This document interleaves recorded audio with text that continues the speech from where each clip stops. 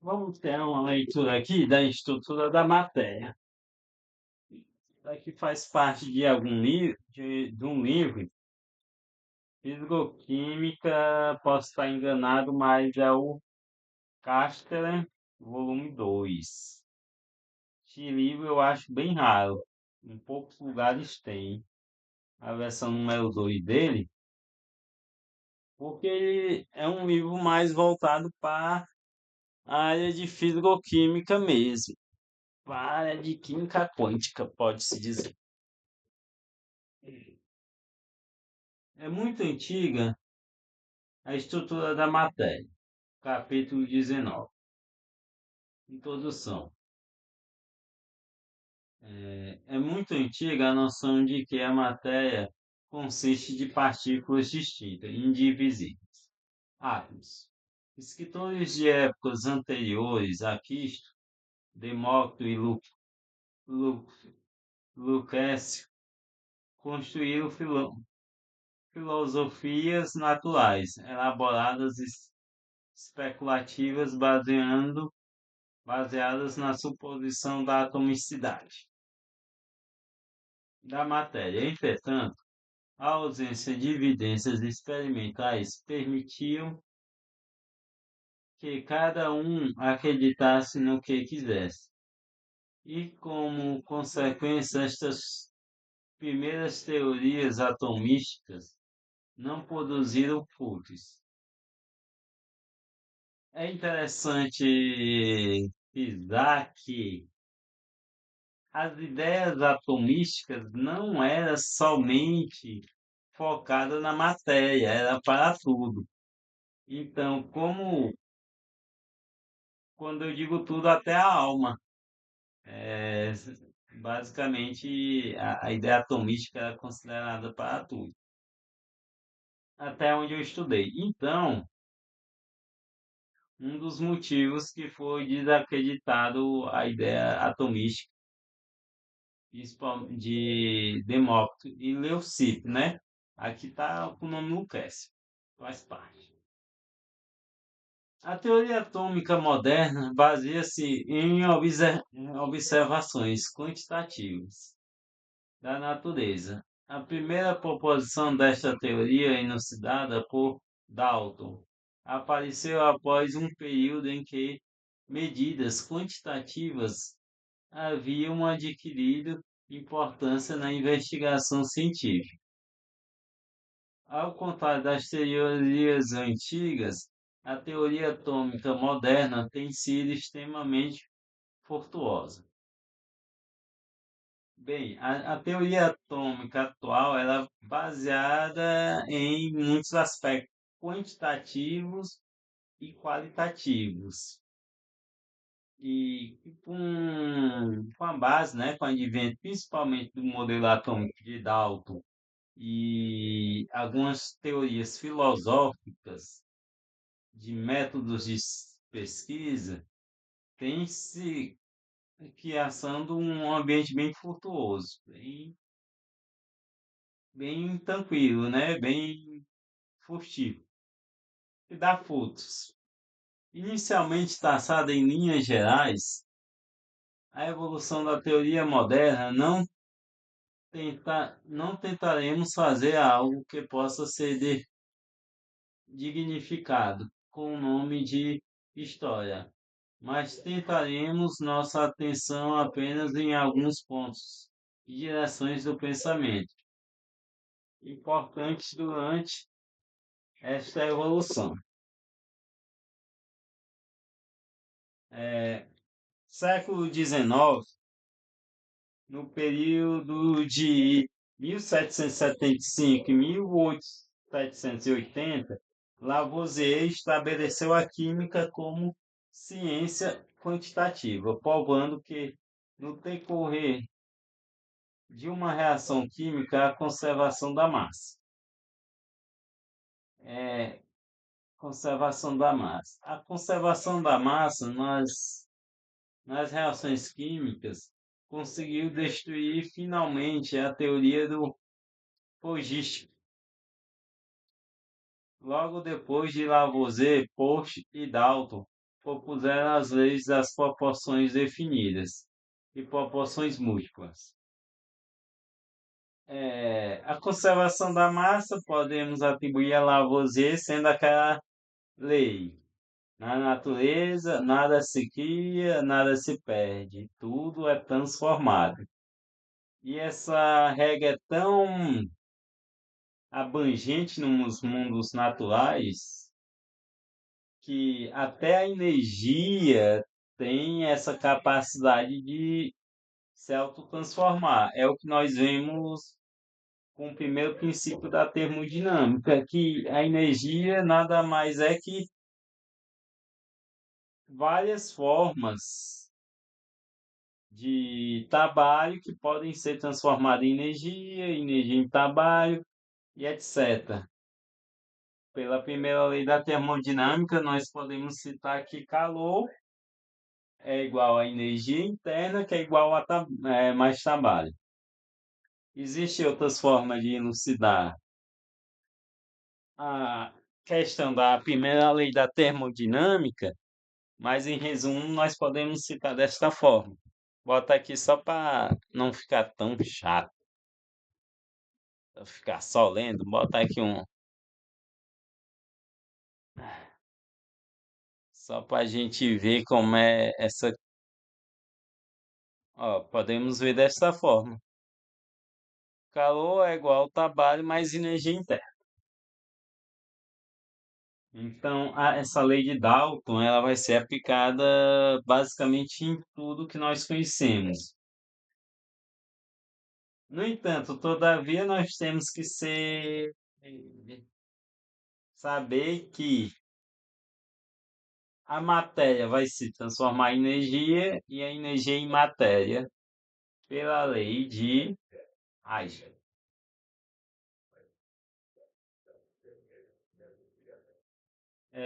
Foi posto que fez a lei das proporções, e Dalton que fez a lei das proporções múltiplas.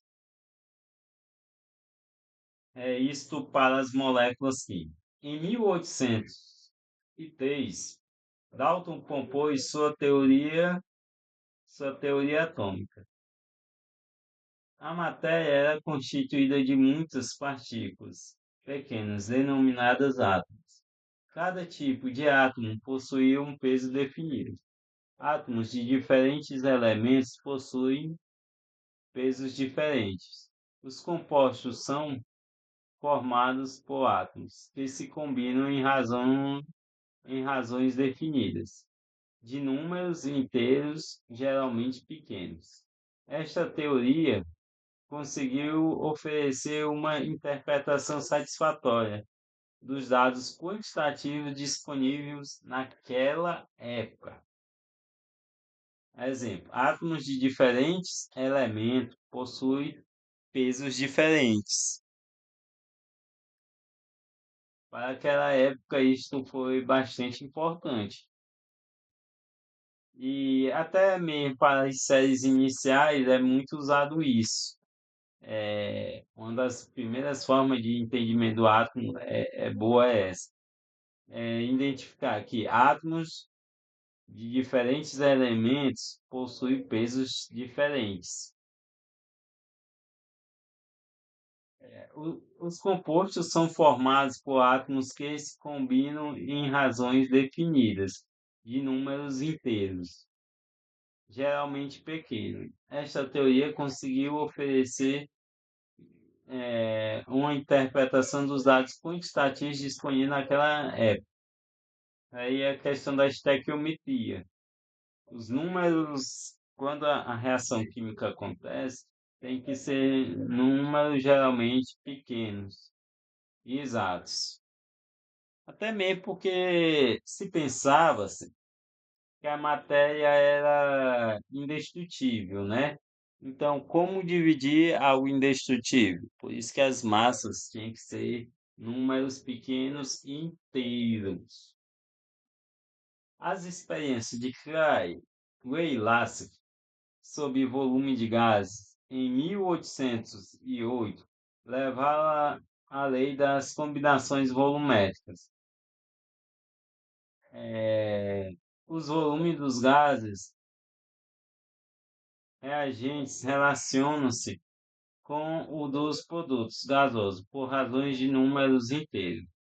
Gay Lasky sugeriu que volumes iguais de gases diferentes continham o mesmo número de átomos. Esta sugestão foi rejeitada naquela época.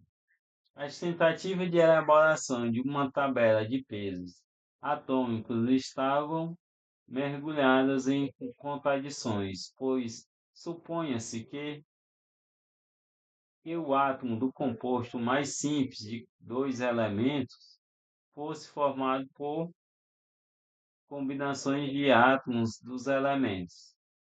A formação de água e amônia era escrita assim.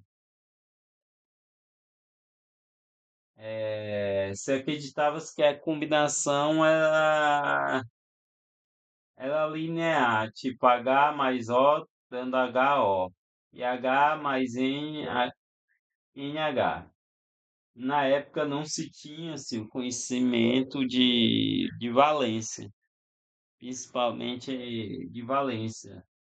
Aí nós estamos falando dos primórdios, né? Então, valência ainda não era conhecida.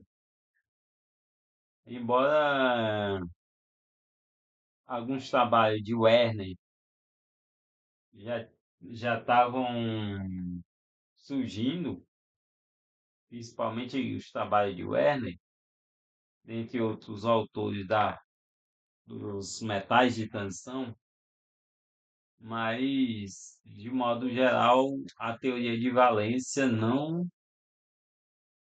existe ainda. Desta maneira, seria necessária uma razão de pesos atômicos de tal 7 por 12, composto conhecido de nitrogênio e oxigênio, exibia tal razão de massas.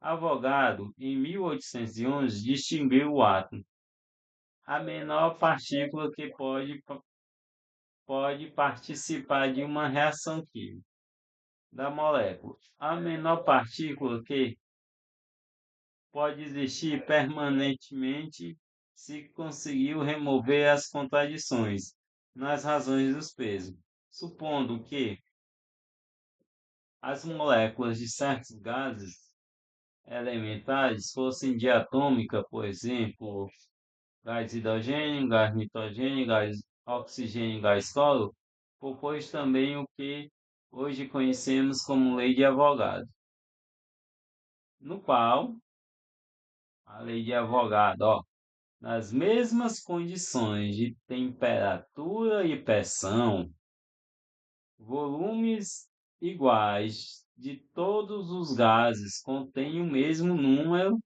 de moléculas. Lei de Avogadro, muito importante para a lei dos gases. Lei de Avogadro.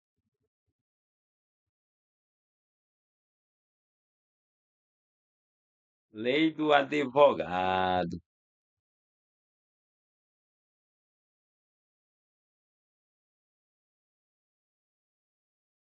Podemos também distinguir desta forma: volume iguais de gases diferentes nas mesmas condições de pressão e temperatura contêm o mesmo número de moléculas. Geralmente é interessante associar esse número quando estiver fazendo algumas contas, essa lei, a quantidade de litros.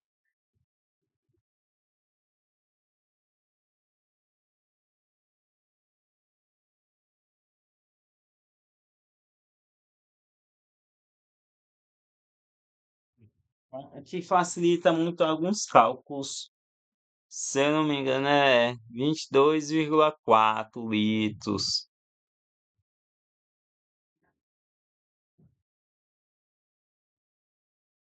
Surgindo a equação dos gases ideais, no qual nós temos aqui a pressão de 1 atm, quer dizer, a quantidade de 1 mol,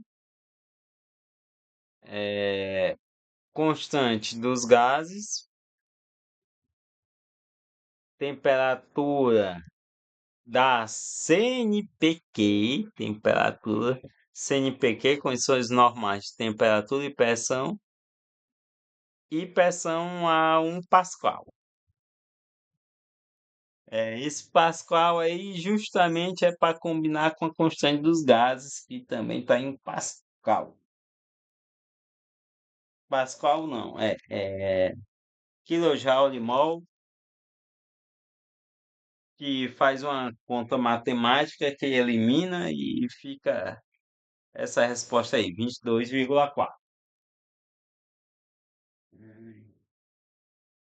Estas ideias foram ignoradas e esquecidas até 1858, quando Camisaro as utilizou juntamente com a lei de Douro e Pett. Por volta de 1816, para estabelecer a primeira tabela consistente de pesos atômicos. Imperou o caso no reino das fórmulas químicas durante um intervalo de 55 anos entre o anúncio da teoria atômica e a construção de uma tabela de pesos atômicos substancialmente igual à moderna. É, Camisaro, ele está aqui dando principalmente a Camisaro, né? Mas outras tabelas periódicas foram também desenvolvidas. Com Doperier, mais conhecido, Doperier, Newland, Chancotoise, com parafuso de telúrio. Para ser bem sincero, a ordem foi Doperier, Chancotoise, parafuso de telúrio e Newland. Para estabelecer a primeira tabela consistente de pesos atômicos. E, assim, vai de autor para autor, mas muitos preferem acreditar a primeira tabela realmente consistente a Dmitry Mendeleev.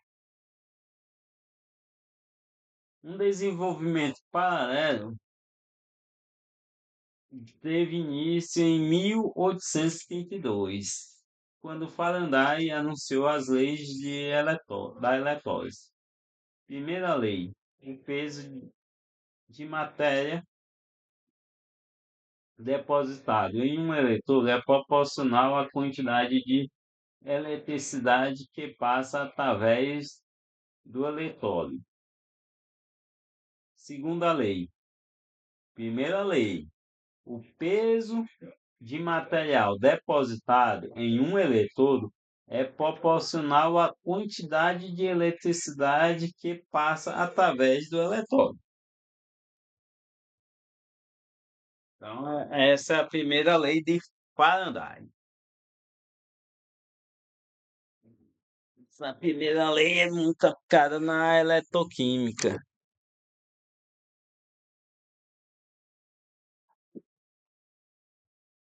Calma, gatinho, deixa eu entrar.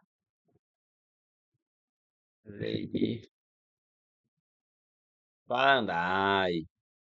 Vamos ver aqui se nós tem aqui uma imagem. Só que aqui estamos buscando as imagens da química, né? Que Faraday, além da química, é muito estudado na física. Primeira lei de Faraday, eletroquímica. Deixa eu ver aqui.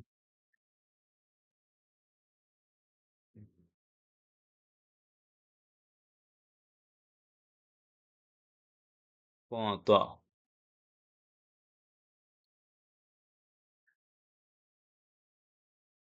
Aqui são os eletrodos, né? Ó, eletrodo inerte, são os eletrodos. Também serve para falendai. E cada eletrodo desse vai ter uma participação. E à medida que ele fala questão do depósito, vamos botar aqui uma imagem melhor.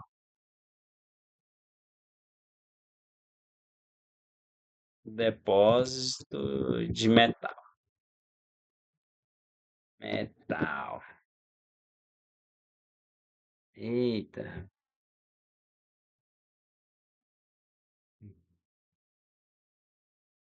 Uhum. É porque, ponto, bem que esse daqui tá melhor. Ó, à medida que o tempo vai passando, aqui se imagina se o experimento na mesma situação. As duas placas iniciam o experimento com a mesma quantidade de massa. E à medida que o eletrodo vai conduzindo a eletricidade, ele um vai diminuindo e o outro vai ganhando tamanho, indicando a corrente elétrica que está sendo passada entre os meios.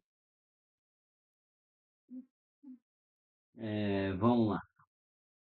Segundo a lei, pesos de diferentes materiais depositados em um eletrodo pela mesma quantidade de eletricidade conservam a mesma razão dos pesos químicos equivalentes. Apenas, novamente, pesos de diferentes materiais depositados em um eletrodo pela mesma quantidade de eletricidade conserva a mesma razão dos pesos químicos equivalentes. Então, o equivalente químico do eletrodo vai ter a mesma quantidade de carga elétrica. E a carga elétrica é uma atividade química, é tipo um efeito químico da quantidade de elétrons soltos. Então, né, eletricidade, eletricidade. Então, nós temos isso. Temos que substâncias diferentes tendo a mesma quantidade de elétrons para liberar, vai ter o no mesmo peso no eletrão. Apenas em 1881, Reynolds assinalou que a aceitação da hipótese atômica e das leis de Faraday compelia à conclusão de que tanto a eletricidade positiva como a negativa estavam divididas em porções elementares definidas, átomos, de eletricidade. Como conclusão que hoje em dia pareceria óbvia, esperou 50 anos para ser elucidada. A partir de 1880, estudos intensivos sobre condução elétrica em gases levaram à descoberta do elétron livre, J. J. Thomson, em 1897. Raios positivo e raio-x. Rosten, em 1895. E a medida direta da carga do elétron foi feita em 1913 por Millikan.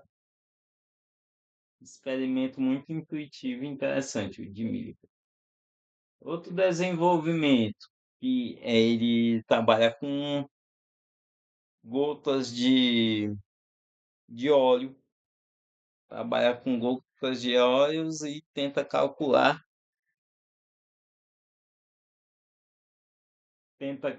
o peso do elétron com as gotas de óleos. Lembrando que antes Thomson já tinha estabelecido a razão carga elétrica, massa, massa elétrica. Antes Thomson já tinha estabelecido a razão massa elétrica, ou melhor, a razão da carga do elétron com a massa dele. Só que foi Millikan que fez o experimento para separar a carga da massa. Outro desenvolvimento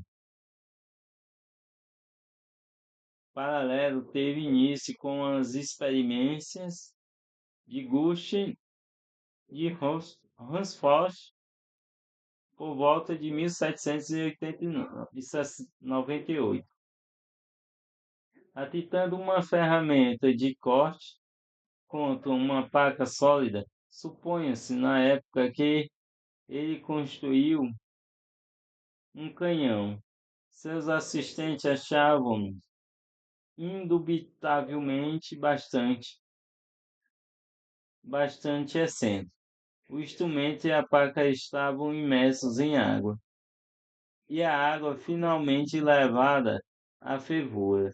Isto sugeriu Ransford que o calor era um fluido, não era um fluido, o calórico, mas uma forma de movimento.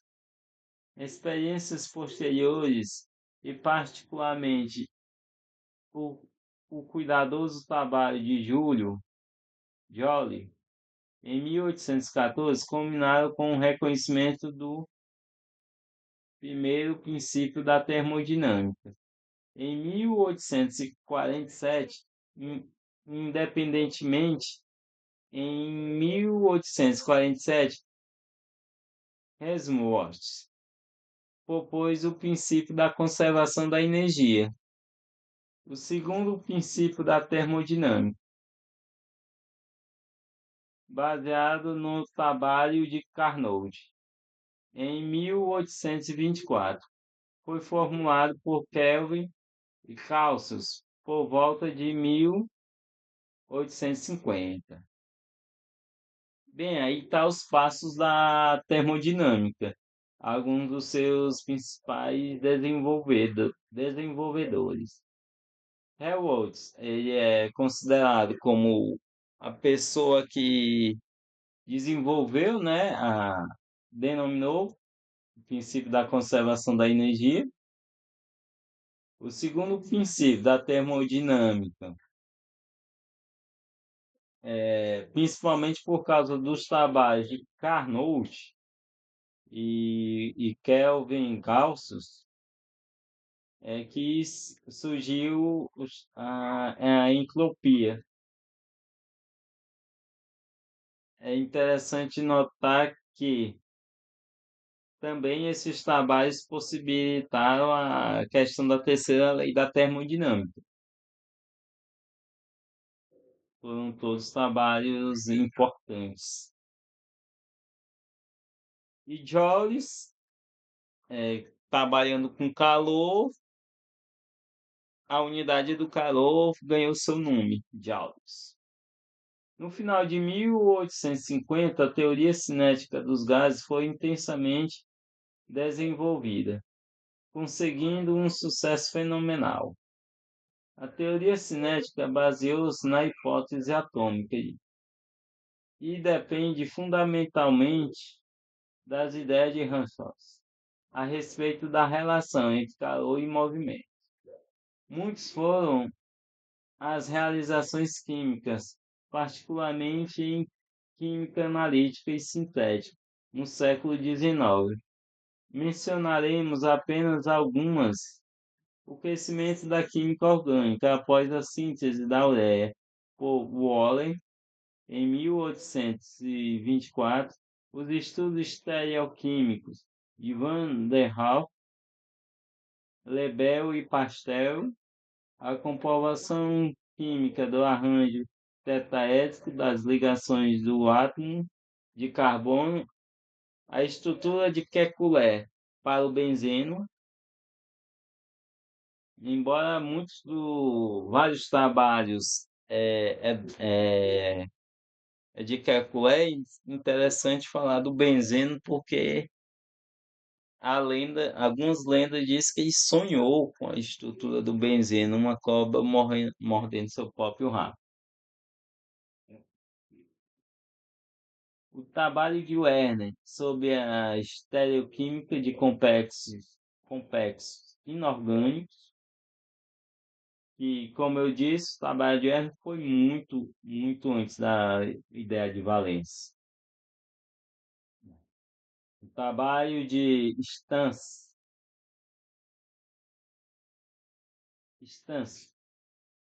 determinação de pesos atômicos exatos, a teoria de Arrhenius para soluções eletrolíticas, o Tratado de Gibbs sobre equilíbrio heterogêneo e regra das fases, e, finalmente, a observação da periodicidade química.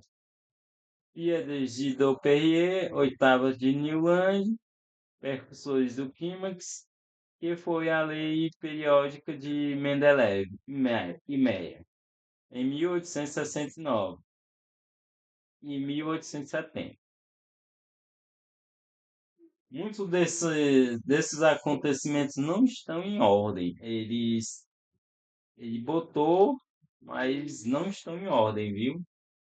São acontecimentos importantes do século XIX. Nos tópicos acima, acentuamos os desenvolvimentos que fundamentaram a teoria atômica. Por outro lado, o desenvolvimento da teoria do eletromagnetismo por Maxwell foi um elo importante da cadeia. Na última parte do século XIX, uma parcela considerável do trabalho experimental teve como assunto o estudo de espectros de todos os tipos. Sobre o estudo dos espectros, sempre está interessante frisar que os trabalhos de Palmer,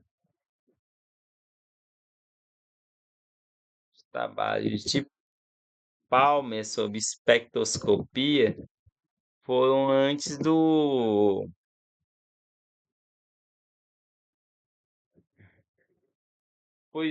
estudo do espectro.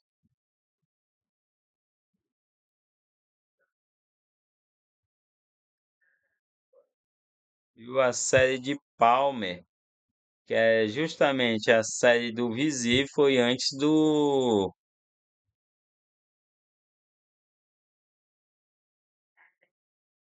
que nós conhecemos por espectro.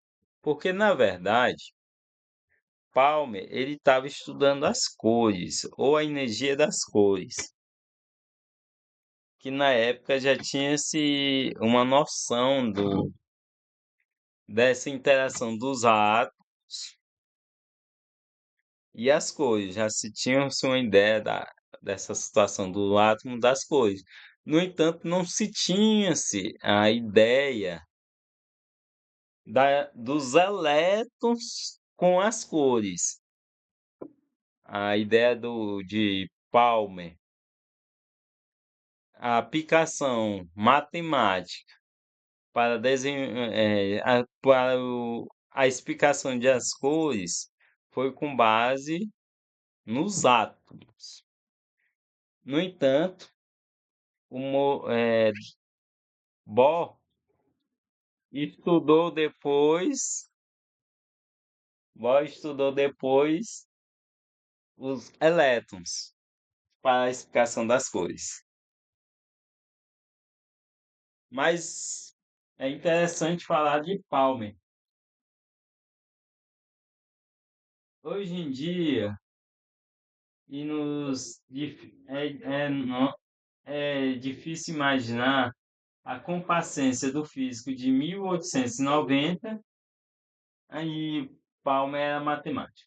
A física clássica é uma casa em ordem: mecânica, termodinâmica, teoria cinética, ótica, teoria eletromagnética eram os principais alicerces.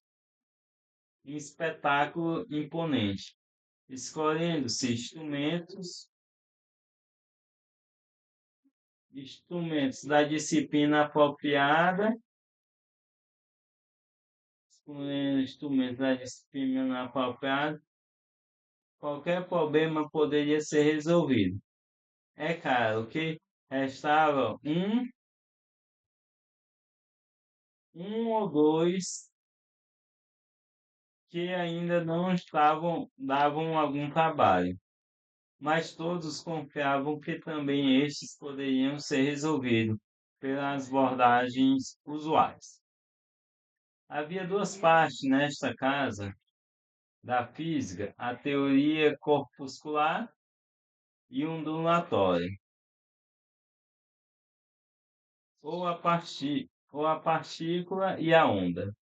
A matéria era corpuscular, luz ondulatória, e isto era o que então se aceitava. A junção entre matéria e luz não parecia muito contínua. Terremoto. É difícil descrever o que aconteceu, e já deu-se um tempo. Deixa eu ver, já estamos quanto tempo aqui ficando. Ah, ainda dá para a gente ver mais alguns. Vamos lá. O terremoto. É difícil descrever o que aconteceu a seguir, porque tudo aconteceu muito rapidamente. Durante 35 anos, a física clássica foi sacudida até os seus alicerces básicos. O alicerce básico da física clássica é a física de Isaac Newton. Quando a poeira finalmente sedimentou, os fundamentos básicos permaneceram sem que tenha sofrido muitos danos. Entretanto, foram abertas áreas completamente novas da física. Novamente, apenas mencionaremos os principais eventos descobertos do efeito. Novamente, ele vai citar só alguns dos acontecimentos que fizeram o alicerce da física clássica ruir.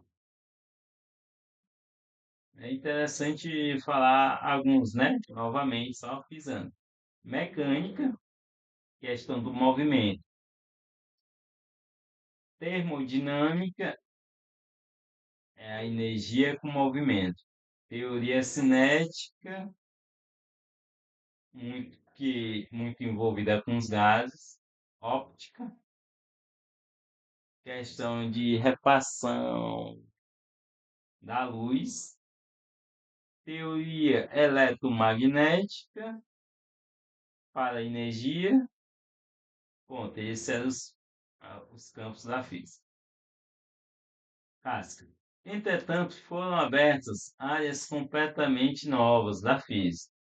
Novamente, apenas mencionaremos os principais eventos descobertos do efeito fotoelétrico por Hertz em 1800 e em 1807, descoberta dos raios-x por Roentgen em 1895, descoberta da radioatividade por Becquerel em 1896, descoberta do elétron por J. Thomson em 1897, hipótese quântica sobre a radiação dos corpos negros por Planck em 1900, hipótese quântica do efeito fotoelétrico por Einstein em 1905. O efeito fotoelétrico, Hertz, mas quem fez a parte matemática do efeito fotoelétrico foi Albert Einstein. Então, depois de uns 8 anos, modelo de tom. E é interessante que Albert Einstein ganhou o Nobel por isso, né? Por isso que é sempre bom estar atualizar nas pesquisas. Modelo de Thomson do átomo em 1907. Experiências de espalhamento com partículas alfa, por Geigel, Master e Rutherford, em 1909, modelo nuclear do átomo por Rutherford em 1911, confirmação quantitativa dos cálculos de espalhamento de Rutherford por Geigel e Master em 1913, hipótese quântica aplicada ao átomo, o modelo atômico de Bohr, em 1913. Outro desenvolvimento na primeira década, não diretamente ligado a estes fatos, foi a teoria da relatividade de Einstein. Todas essas foram algumas das descobertas da época que puderam fundamentar o que hoje nós conhecemos como física quântica, a exemplo. Mas, ou química quântica, que são duas disciplinas bastante irmãs. O ano de 1913 marca um grande clímax na hipótese da ciência. A aplicação da hipótese quântica de Planck à radiação de corpos negros e depois por Einstein ao efeito fotoelétrico. Tinha deparado com incredulidade em alguns lugares, até mesmo com desprezo. A aplicação da teoria de Bohr ao átomo de hidrogênio conferiu a crença e operou uma revolução no pensamento. Nos 10 anos que se seguiram, este novo conhecimento foi rapidamente assimilado e aplicado com sucesso espetacular. A interpretação dos espectros e da periodicidade química, uma nova série. Esse é tão interessante essa questão do modelo atômico de Bohr, que ele foi estudando os espectros. E também tem o fato dos planetas, né? Que é através de cálculos similares pode se explicar por que que o Sol, a Terra não cai a Terra não cai no Sol.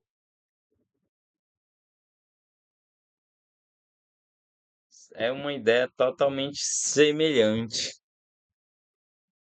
ao sistema solar. São ideias totalmente semelhantes. É tão tal que a aplicação do modelo de Bohr foi para auxiliar no modelo de Rutherford, que, por sua vez, era seu professor, como Rutherford.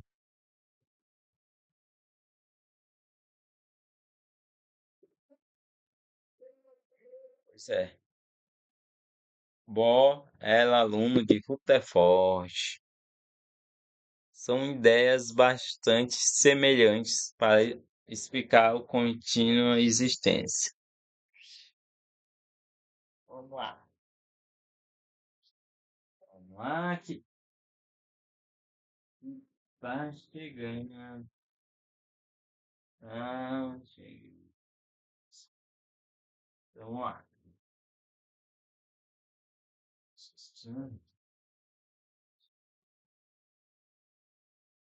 Hum, Uma nova série de descobertas foi realizada na terceira década.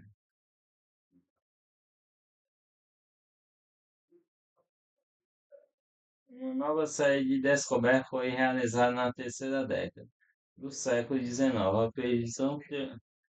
A previsão teórica da natureza ondulatória da matéria, por De Broglie, em 1924. Ele foi formado em História, De Broglie. Tem gente que diz que eu vou fazer História porque eu sou ruim de matemática. Aí um historiador que entrou na história da ciência. Em 1924, verificação experimental medida do comprimento de onda de elétrons por Davidson e Gemer. Em 1927, a mecânica quântica de Heisenberg e Schrödinger. Em 1927, a partir de mecânica quântica foi bem sucedida em todas as suas aplicações probabilísticas da química. Em princípio, qualquer problema químico pode ser resolvido no papel. Bem, o mais interessante nisso tudo é que todos esses foi combinando até o que nós chamamos hoje de teoria quântica, que essa que é aplicada dos dias de hoje até de 1927 até os dias de hoje. Embora existem abordagens mais sofisticadas, inclusive esse modelo de Schrödinger está sendo aperfeiçoado constantemente, ou através de computadores, ou através de cálculos manuais. Ele é um modelo muito interessante, matematicamente falando. É o modelo atual, modelo atômico atual, modelo quântico.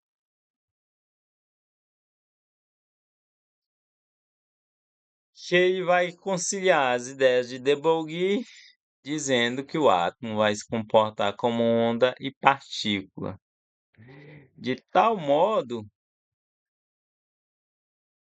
que, ao invés de eu poder dizer que o átomo está num ponto ou o átomo está em outro,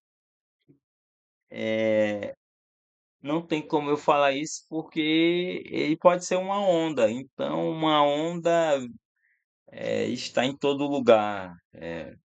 Uma partícula você já pode distinguir uma partícula. Uma onda você não tem como distinguir.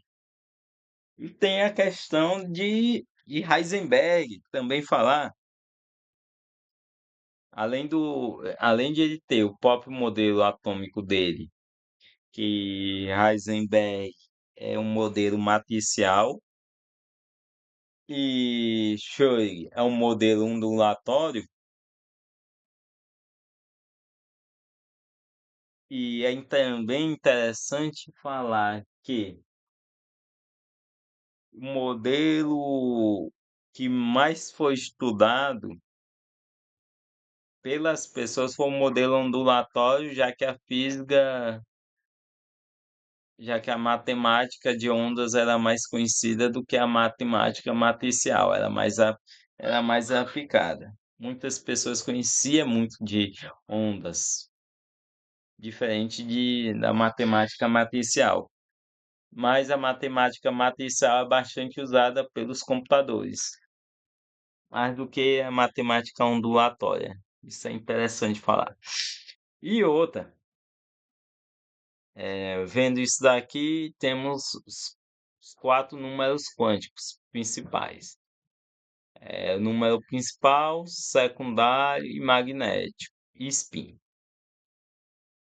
Esses três números quânticos a teoria de Schrödinger, estuda bastante.